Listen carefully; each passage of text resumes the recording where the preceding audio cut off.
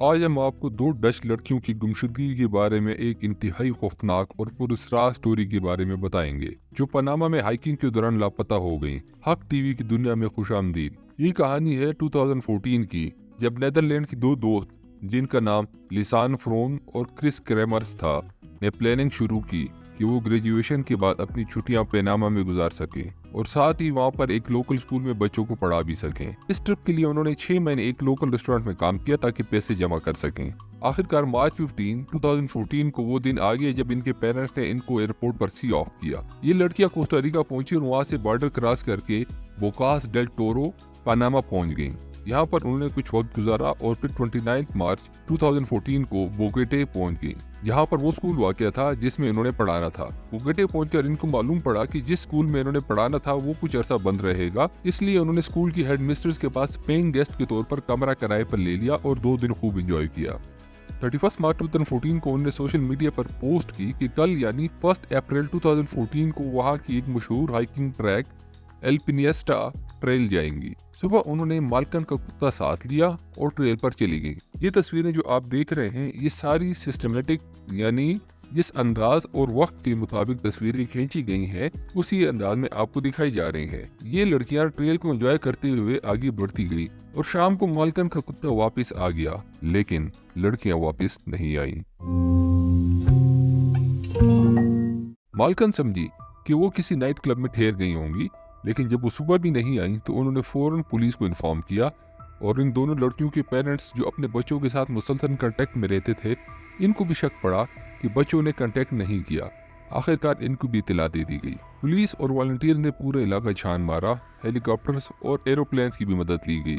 जो आप नक्शे पर देख रहे हैं ये वो सारे ट्रेल रूट्स हैं जो एक्सप्लोर किए गए। 6 अप्रैल को इनके पेरेंट्स भी पहुंच गए और उन्होंने $30,000 का इनामी रकम का ऐलान भी किया, लेकिन कोई इत्तला नहीं मिली। ऐसा लगता था जैसे इन बच्चों को या तो जमीन निगल गई है या आसमान। आखिरकार सब तक हार कर बैठ गए। 2 महीने बाद इन लड़कियों की आखिरी लोकेशन से 5 मील दूर एक लोकल औरत को दरिया के किनारे एक बैकपैक मिला जो लिसेन का था और हैरत अंगेज तौर पर इसमें दोनों लड़कियों की सारी चीजें बशमूल कैमरा और मोबाइल फोन बिल्कुल ठीक हालत में मिल गई। इस औरत ने बताया कि बैकपैक कल मौजूद नहीं था, लेकिन आज यहाँ पड़ा हुआ था। बैकपैक से 13 DNA सैंपल लिए गए, लेकिन किसी सैंपल ने भी लिसेन या क्रिस से मैच नहीं किया।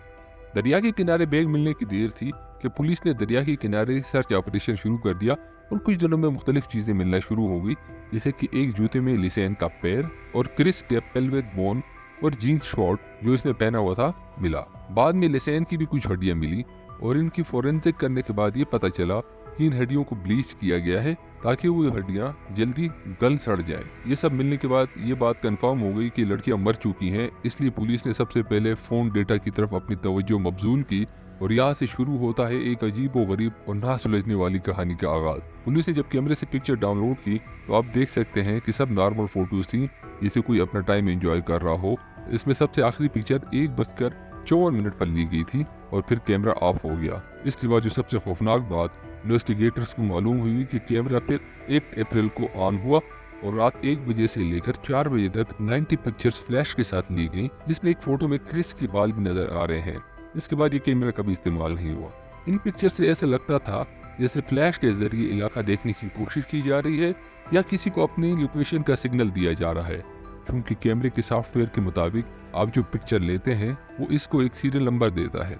अगर वो पिक्चर आप डिलीट कर लें तो नेक्स्ट पिक्चर को वही सीरियल नंबर दे देता है, लेकिन अगर आप ये सारी पिक्चर्स लेने के बाद बीच में से एक पिक्चर डिलीट करना चाहें तो पिक्चर्स का नंबर मिसिंग हो जाता है। ये सारी बातें समझाने का मेरा मतलब ये था कि इनके कैमरे में आखिरी पिक्चर 508 ली गई, लेकिन अगली पिक्चर 510 थी। 509 पिक्चर डिलीट हो गई या कर दी गई, लेकिन कंप्यूटर एक्सपर्ट एक सी पिक्चर रिकवर कर सकते हैं।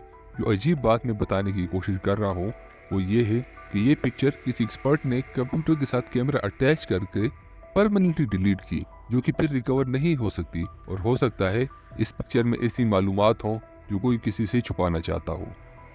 इससे ज्यादा डिस्टर्बिंग मालूमात मोबाइल फोन ऑन करने पर मालूम हुई। जैसे आखिरी पिक्चर 1 अप्रैल को 1:54 पर खींची गई और क्रिस की मोबाइल से लगभग 4:59 PM पर पहली कॉल 112 पर की गई, जो कि डच वर्जन ऑफ 911 है। यानी अगर आप पनामा में डच मोबाइल से 112 मिलाएं तो पनामा की 911 ऑटोमेटिकली डायल हो जाएगा। साथ में लिसेन के फोन से भी थोड़ी देर बाद कॉल मिलाने की कोशिश की गई।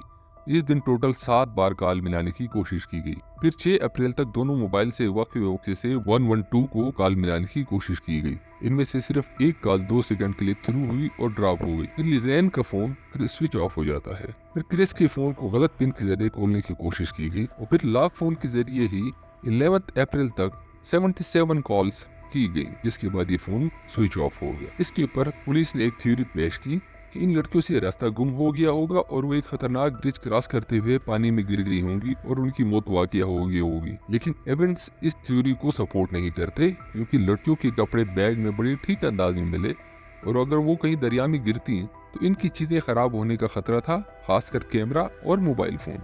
एक और थ्योरी के मुताबिक लड़कियां एक वाइल्ड एनिमल का शिकार हो गई होंगी, लेकिन एक्सपर्ट्स इस थ्योरी को भी नहीं मानते, क्योंकि टोटल 33 बोन्स मिली, जिनमें से किसी बोन पर भी जानवरों के दांतों के निशान नहीं थे। और इसके अलावा जो उनके कपड़े मिले वो भी फोल्डेड अंदाज में दरिया के किनारे पड़े हुए मिले। डच इन्वेस्टिगेटर्स ने इन्वेस्टिगेट करने के बाद एक थ्योरी पेश की कि लड़कियां किसी ड्रग कार्टेल के हाथों अगवा हो गई और एक अलर्मनाक अंजाम को पहुंच गई, क्योंकि इससे यह अंदाजा होता है कि इस गैंग ने इनसे मोबाइल फोन या तो लेने की कोशिश नहीं की या उनको पता था कि जहां पर इनको रखा गया है वहां पर कोई सिग्नल नहीं आते। इसके अलावा ये थ्योरी इसलिए भी ठीक लगती है कि अगर आप पिक्चर की तरफ तवज्जो मबजूल करें तो आप देखें जितनी पिक्चर्स इन्होंने खींची है वो अक्सर सेल्फीज होती थी या इनमें वो हंसते हुए पिक्चर्स खींचती थी। लेकिन पिक्चर 508 में अगर आप गौर से देखें तो क्रिस के चेहरे पर कोई मुस्कुराहट और खुशी का इजहार नहीं हो रहा, जिससे ये अंदाजा हो रहा है कि क्रिस परेशान थी और इनके साथ कोई और ट्रेल में शामिल हो चुका था। और पिक्चर 509 जिसमें एक एविडेंस हो सकता है वो उन्होंने डिलीट कर दी हो। ये थ्योरी इसलिए भी ठीक लगती है क्योंकि जिस टैक्सी ड्राइवर ने लड़कियों को ट्रेल तक राइड दी थी, इसने अपनी एक स्टेटमेंट में बताया था कि मुझसे कुछ लोगों ने इस लड़कियों का पता पूछा था और वो ड्राइवर कुछ अरसे बाद मुर्दा पाया गया। और इन्हीं 2 से 3 महीनों के दौरान काफी ड्रग कार्टेल्स के मेंबर मुर्दा पाए गए ताकि एविडेंस का ट्रेल मिटाया जा सके। किस्सा मुख्तसर, जो भी हुआ 2 कीमती जानें जान से गईं। हम कभी ये नहीं जान पाएंगे कि इन लड़कियों के साथ क्या वाकया पेश आया। जाने से पहले मैं हमेशा कोशिश करता हूँ कि अपनी हर वीडियो में कुछ नसीहत कर सकूँ। आपने मेरी video evil of social media देखी होगी, इसका लिंक मैं डिस्क्रिप्शन में दे दूंगा। इसमें मैंने आपको ये बताने की कोशिश की कि सोशल मीडिया आपको दुश्मन है और सोशल मीडिया को अपना पर्सनल घर बनाने की कोशिश ना करें। इसमें कोई ऐसी मालूमात शेयर ना करें जिससे आप दुश्मनों को आपकी प्लानिंग का पता चल सके और आपको वो नुकसान पहुंचा सके। अगर आपको ये वीडियो अच्छी लगी हो तो लाइक एंड सब्सक्राइब जरूर करें। शुक्रिया।